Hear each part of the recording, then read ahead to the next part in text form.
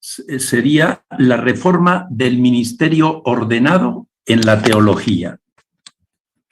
Primero, subrayar que si nos hacemos cargo del estado actual del ministerio en nuestra Iglesia, habría que distinguir entre el desempeño concreto del ministerio y la conceptualización oficial. Muchos presbíteros se atienen a lo que les enseñaron en el seminario de un modo completamente protocolizado y lo practican como un encargo recibido sin mayor reflexión. Pero no pocos presbíteros evitan intuitivamente la conceptualización oficial y se atienen al desempeño. Un desempeño desde lo más genuino de sí y sobre todo desde su relación con la comunidad y en el fondo con Jesús, contemplado en los evangelios. Un desempeño constantemente discernido y sentido como fecundo. Hay que decir que por lo general es un desempeño no cuestionado por la jerarquía, sino por el contrario apreciado por ésta. Estos evitan discutir la conceptualización porque les parece que no hay elasticidad para hacerlo. Simplemente van viviendo el ministerio con la mayor fidelidad y plenitud posible. Hay que decir que la fidelidad es a lo que el desempeño revela como más genuino. Insisto que desde saberse consagrados y enviados por Jesús en su Iglesia y al mundo, y consiguientemente desde la contemplación de los evangelios. No fidelidad a ninguna definición previamente sacralizada. Con esto estamos diciendo que hay un acuerdo suficientemente generalizado en cómo viven el presbiterado los que lo practican, no restringidos a una práctica protocolizada, sino con una interacción muy fluida con los fieles para ser eficaz y fecunda lo que tradicionalmente se llamó cura de almas. Esto, si lo entendemos como un encargo de Jesús de Nazaret, ejercido de una manera integral, es lo que desde el Evangelio se aprecia como contenido propio del ministerio. Por eso, los que lo practican más humana y trascendentemente pueden ser llamados con toda propiedad curas. Y en verdad lo son. Hacia ahí, pensamos, tiene que orientarse la reforma. El tránsito es de sacerdote, en el sentido convencional de las religiones, a curas. Estamos de acuerdo en que tiene que ser puesta muy de relieve la sinodalidad para que el ministerio sea realmente cristiano y no degenere en el cuidado solícito que unos padres tienen de sus hijos pequeños, una relación asimétrica, aunque sea cálida y buscando sinceramente el bien de ellos.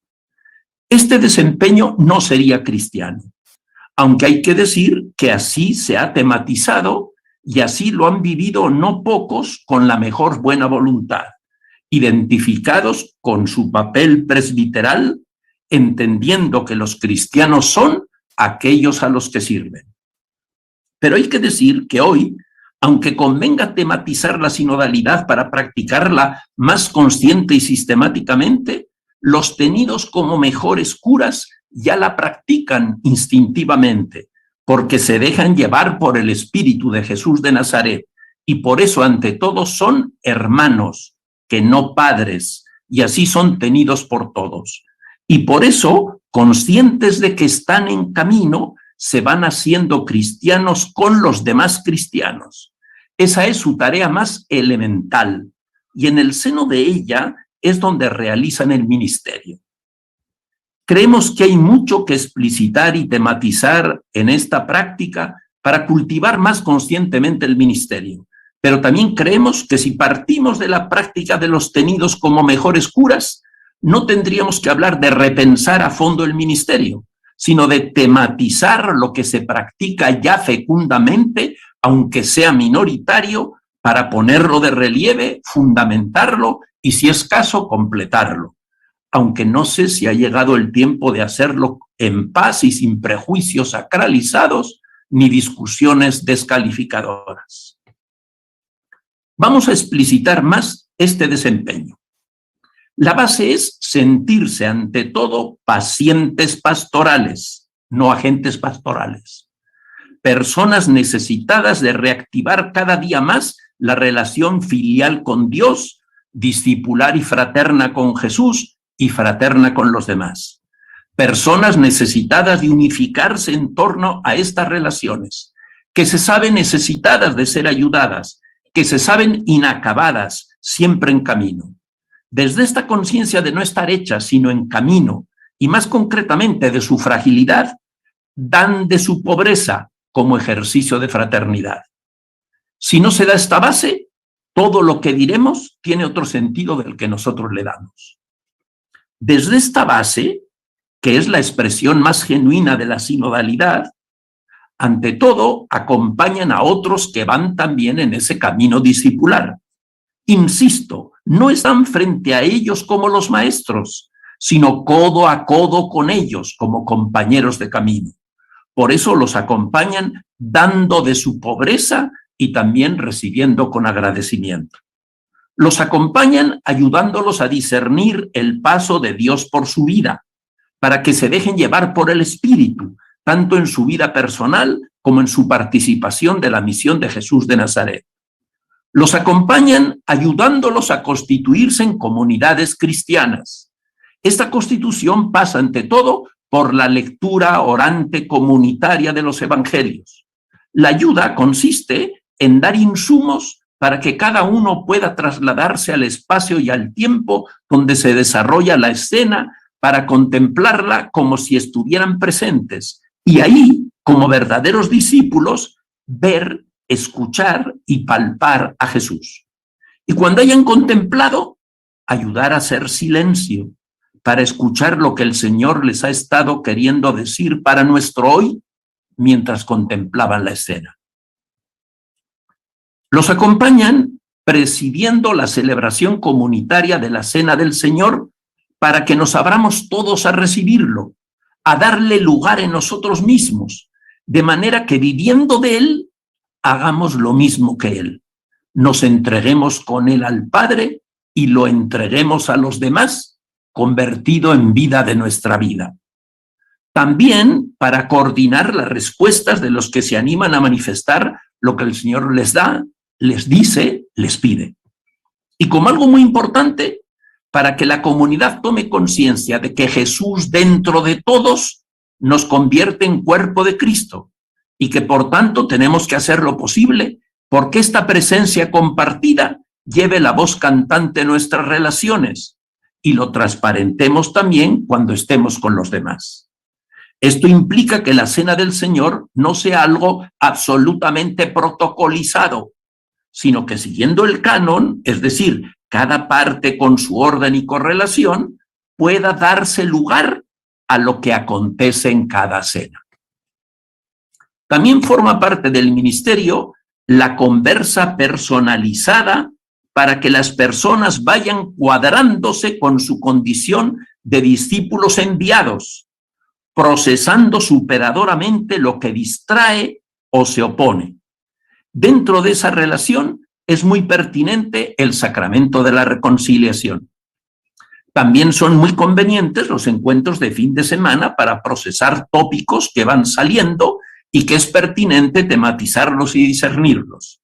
Estos encuentros comprenden charla, intercambio por grupos y plenaria, para que las personas procesen lo dado y se alimenten mutuamente. Lo mismo retiros y ejercicios espirituales para centrarnos más todos en el camino. Ahora bien, el problema de fondo es que el documento de liturgia es el único que no repensó a fondo el concilio, el único que admitió el documento de base y por eso el primero que se aprobó a fin de la segunda sesión junto con el de medios de comunicación. ¿Cómo se explica esa aprobación tan masiva y rápida? ¿Se dio un verdadero discernimiento? Nosotros sostenemos que no se dio. La explicación resulta obvia para los que vivimos el cristianismo antes del concilio. Está en la reforma litúrgica que por esos años estaba alcanzando a todos los rincones de la Iglesia y que respecto de lo que se había vivido antes era un avance tan considerable que no se reparó en lo que tenía de realmente heterogéneo respecto de la propuesta de Jesús. De estar en misa haciendo devociones porque no se entendía nada. Ni siquiera se comulgaba en la misa. Solo se la atendía cuando sonaba la campanilla y el padre alzaba la hostia y todos decíamos, Señor mío y Dios mío, y volvíamos a las devociones. Pasar de ese modo de vivirla a seguirla por el misal bilingüe y participar así de ella, además de las explicaciones, los cantos y la comunión, y progresivamente la traducción a las lenguas de cada región, era un paso tan consolador para los fieles y por tanto también para los párrocos solícitos, que a lo que se aspiraba es a que el concilio le diera carta de ciudadanía en la Iglesia. Lo heterogéneo, que no se vio como tal por esta razón dicha, fue que la base de la reforma eran las religiones mistéricas y su relación con la divinidad a través de ritos precedidos por una iniciación en los que el iniciado era poseído por la divinidad, de tal manera que la persona vivía en adelante como de esa divinidad. Esa relación se daba en el cristianismo en los ritos del bautismo, que consagra al fiel como de Jesucristo, y la Eucaristía, que renueva incruentamente el sacrificio de Cristo, del que participamos místicamente y cuyos frutos recibimos.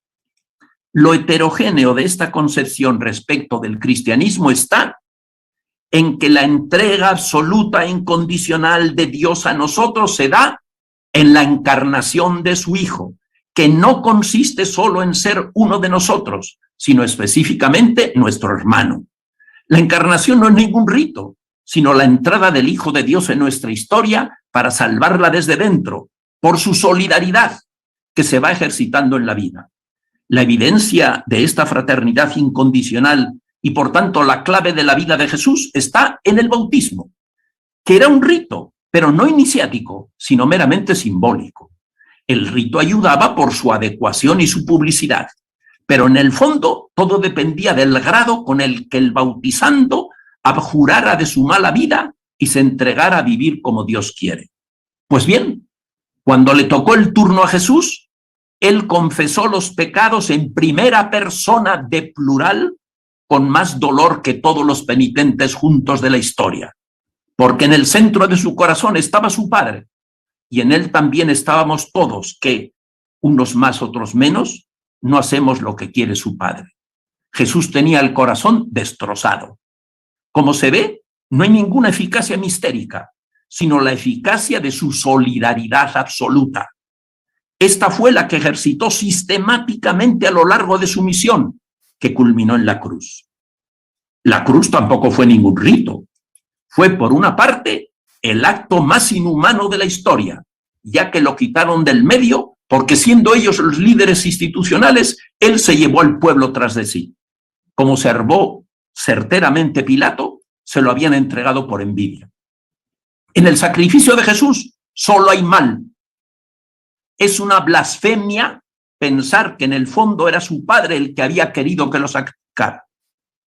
Como dice Jesús, del cálculo del dueño de la viña al enviar a su hijo, a mi hijo respetarán.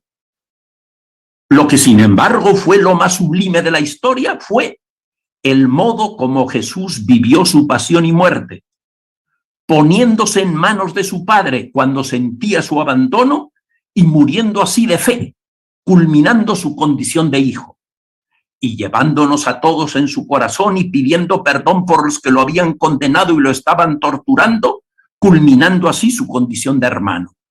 Fue realmente sublime que se consumara cuando se consumía en la tortura más cruel e injusta. Venció al mal a fuerza de bien. Jesús se realizó como hijo y hermano en la vida histórica, abierta al bien y al mal, no en ritos, en la vida. Su seguimiento se realiza, pues, en la vida, y en la vida se participa de su misión, y para eso está el ministerio. En la vida tenemos que vivir como hijos de Dios en el Hijo y como hermanas y hermanos en el hermano universal, y en ella tenemos que sembrar la fraternidad de las hijas e hijos de Dios. Así pues, si queremos seguir la misión de Jesús, que eso es lo propio del ministerio, tenemos que hacerlo en la vida. Para habilitarnos, el Padre y Él nos entregaron su espíritu de hijos y de hermanos. Ahora bien, los seres humanos somos animales simbólicos.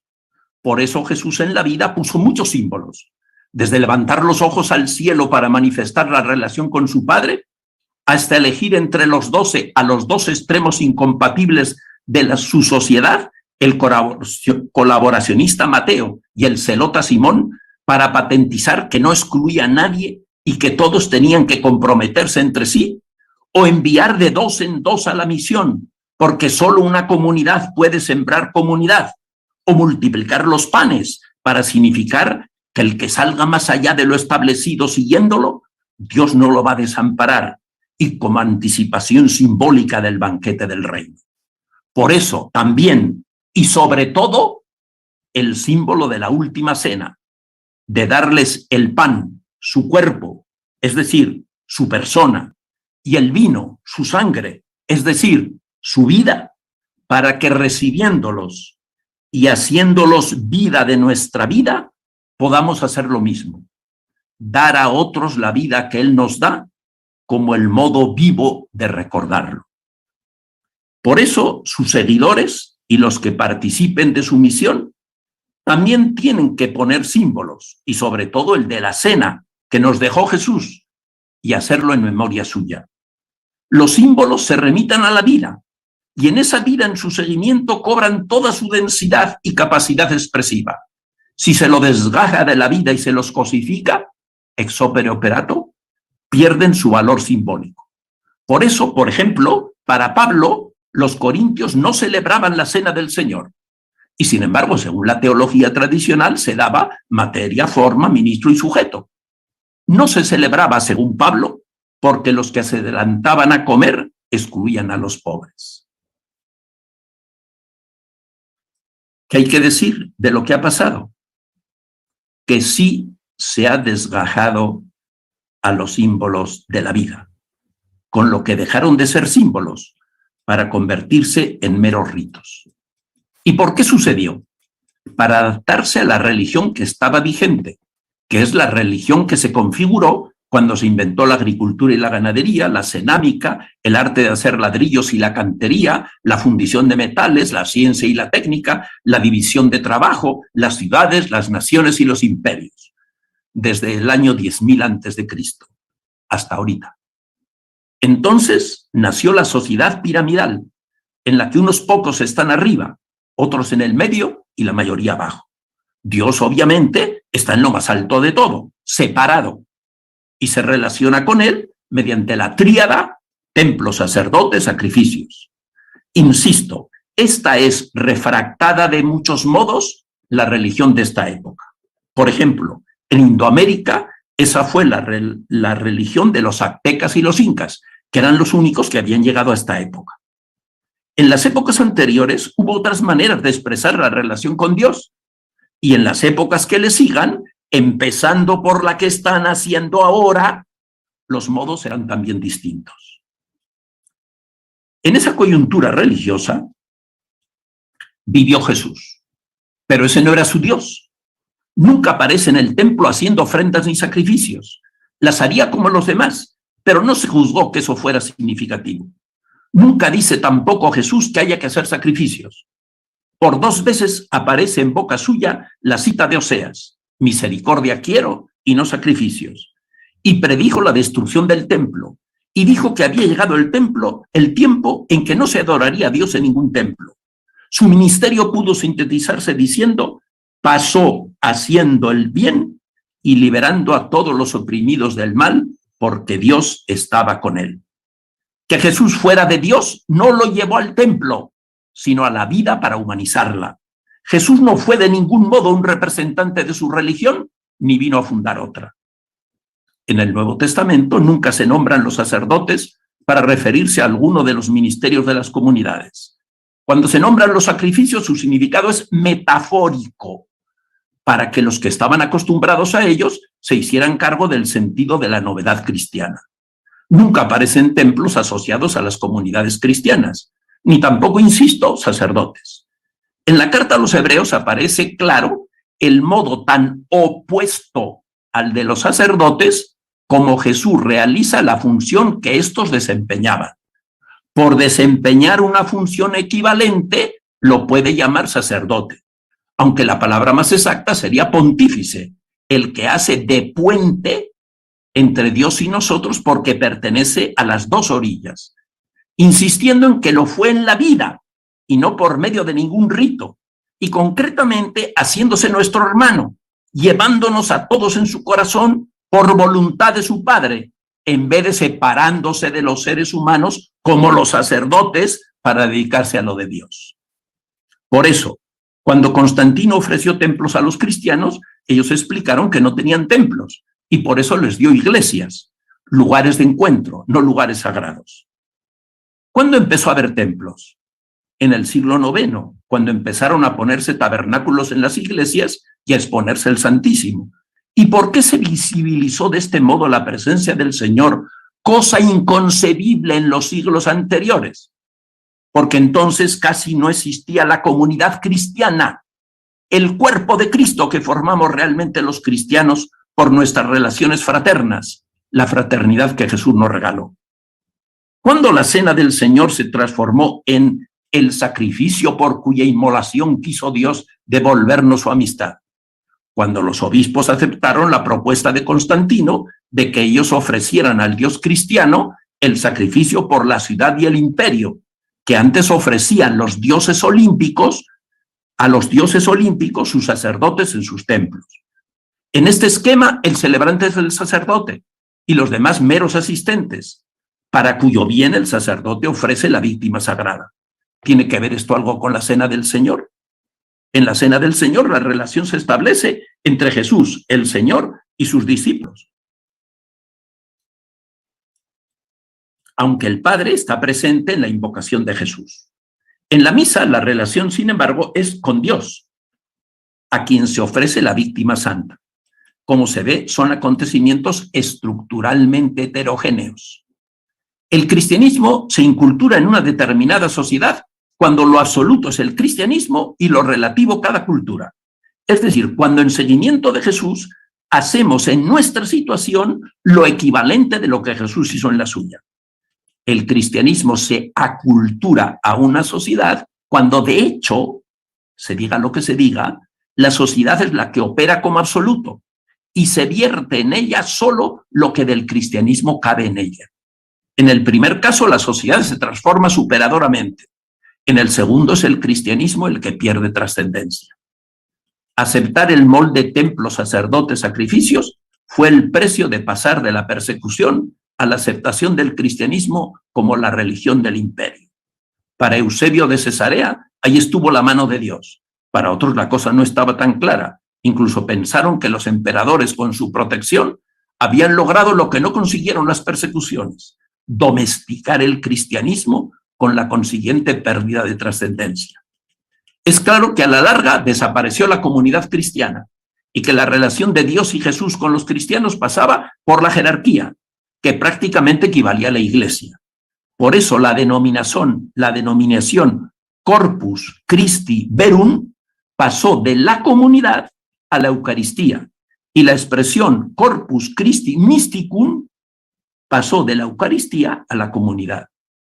Con ello, el ministro consagrado originalmente para el Corpus Christi Verum, el ministro consagrado para el servicio de la Iglesia Real, se convierte ahora primariamente en el ministro destinado al Corpus Christi Verum, es decir, destinado a la Eucaristía como el cuerpo real de Cristo.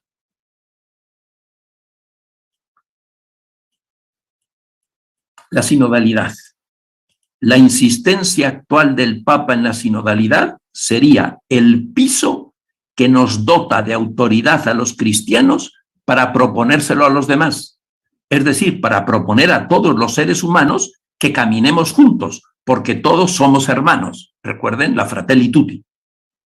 Es imprescindible repristinar la sinodalidad en el cristianismo, porque son demasiados siglos en los que la jerarquía se ha considerado como el cuerpo activo de la Iglesia, y eso pretendidamente por institución divina, relegando a los laicos al único papel de ser enseñados, santificados y dirigidos.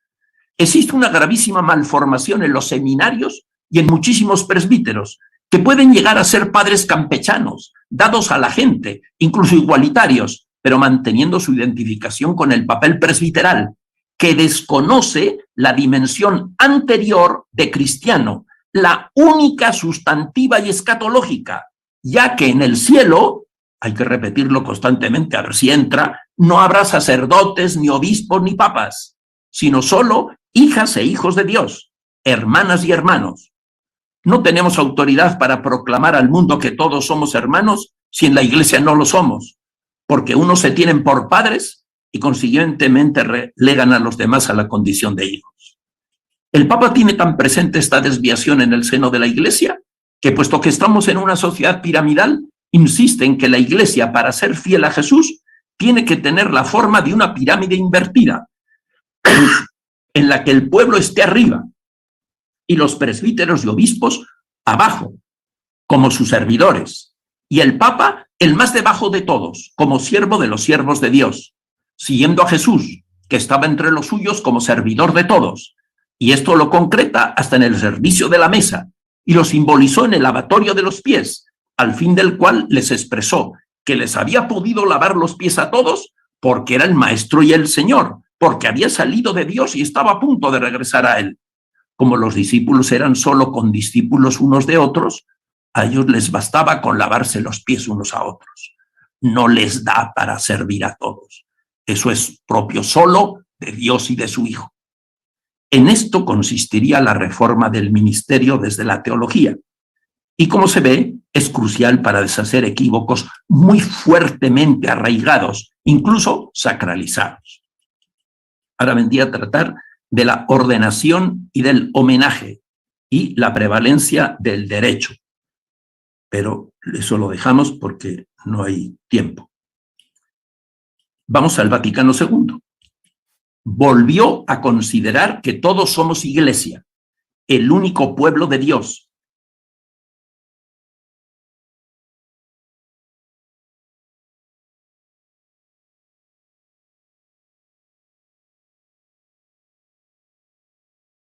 En la estructuración de la comunidad cristiana, los presbíteros no favorecen a ninguna ideología ni partido humano, sino que como mensajeros del Evangelio y pastores de la Iglesia, empeñan toda su labor en conseguir el incremento espiritual del cuerpo de Cristo. Fin de la cita. Por lo mismo, no tienen que contentarse con no homogeneizar. Complementariamente deben armonizar, poliédricamente, como insiste el Papa Francisco, la diversidad componible. Cito: deben, por consiguiente, los presbíteros armonizar las diversas mentalidades, de forma que nadie se sienta extraño en la comunidad de los fieles. Son defensores del bien común, del que tienen cuidado en nombre del obispo y al propio tiempo defensores valientes de la verdad, para que los fieles no se vean arrastrados por todo viento de doctrina. Para poder hacer todo esto es imprescindible la ascesis, en el sentido preciso de encogerse uno para dar espacio de uno a los demás, dentro de uno a los demás. Cito: para poder consolar a los que se hayan atribulados con el mismo consuelo con el que Dios los consuela a ellos mismos. Como rectores de la comunidad, cultivan la ascesis propia del pastor de almas, dando de mano a las ventajas propias, no buscando sus conveniencias, sino la de muchos para que se salven. Ahora habría que hablar del papel de la Cena del Señor para la constitución del pueblo de Dios y su misión en el mundo, y las condiciones en su realización para que cumpla este objetivo. Pero como ya se ha pasado el tiempo, iremos al final solo. Conclusión. Una última palabra. ¿Por qué hemos insistido en que el cristianismo tiene que abandonar el revestimiento de la religión que surge en la época en que con la división de trabajo se configura la pirámide social? porque esa es precisamente la época que está pasando. Y si el cristianismo se empeña en identificarse con ese revestimiento, ajeno ciertamente a sus orígenes, pasará con esa época y lo hará por su infidelidad. Por eso es tan trascendente echarle cabeza a todo esto, aunque a algunos les moleste y a mí en concreto no me resulte agradable exponerlo en este foro. Dios nos dé luz.